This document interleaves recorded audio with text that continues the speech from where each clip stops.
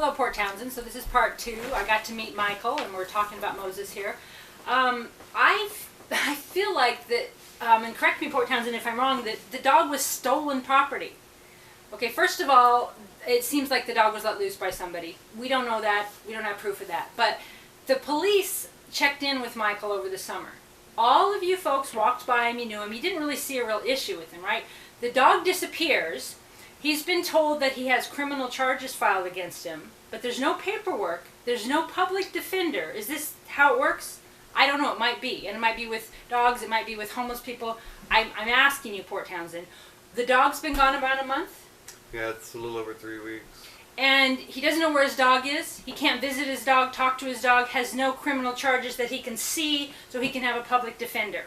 Right. I think his rights have been violated, and if it was me, I'd sue the city and everybody involved. But I feel like this message is really important because I feel like he doesn't have a voice and I don't have a voice because I live in a car. And that if any one of the people in Port Townsend that had a business downtown or that lived in a house had this happen, they would have a voice. They either wouldn't have criminal charges or they would at least have an attorney or information by now and they'd be heard. Anyway, so we're going to continue our conversation here. If anyone's got any input on that, please let me know. So, I'm just really glad to meet you, and I think that spiritually that there's a big reason here. I'm already getting so much feedback from really actually internationally of people that really want to help you, want to send money, want to help you and your dog. But the biggest thing is that I'm already seeing all over Port Townsend online that what we're doing is getting homeless people seen. Right. And do you have anything you'd like to say about that?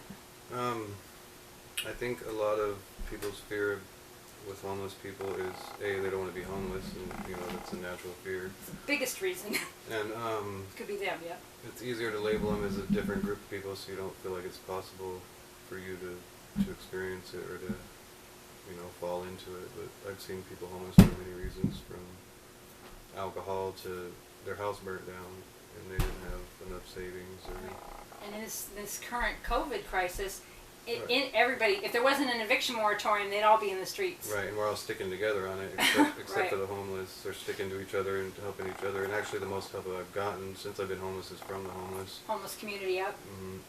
And there was a time that I was on the side of the road for a day and a half, trying to get someone to give me a jump start. I even had my cables out, so they knew I had cables. And I watched hundreds of cars go by, and actually, a homeless woman drove up and swapped me batteries. And she'd just gotten that battery. It was a brand new battery. Yeah, I just got myself one of those. And that's it, Port Townsend. There's 2 things I'm going to be pitching people for. I got a blanket now. It plugs into the 12 volt. And I got one of those jump things. So, because you die.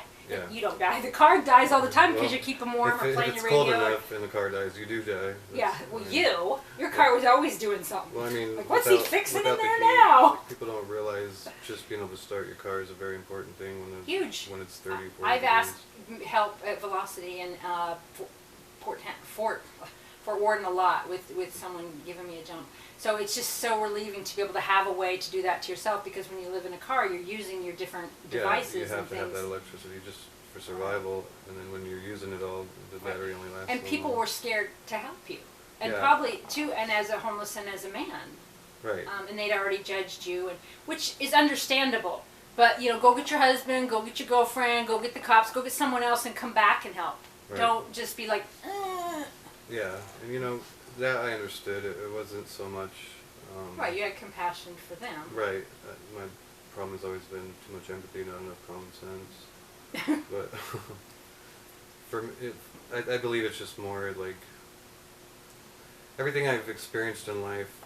Before I experienced it, I judged it completely differently, because I judged it from the perspective I was in rather than the perspective I would have been in. Right.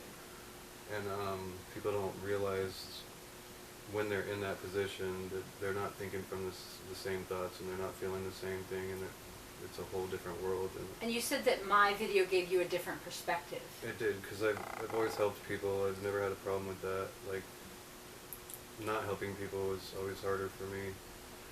But I didn't like it when people helped me. I didn't like asking for things. I liked to be in control of my own life. Right. And I thought I did it well without hurting other people or without.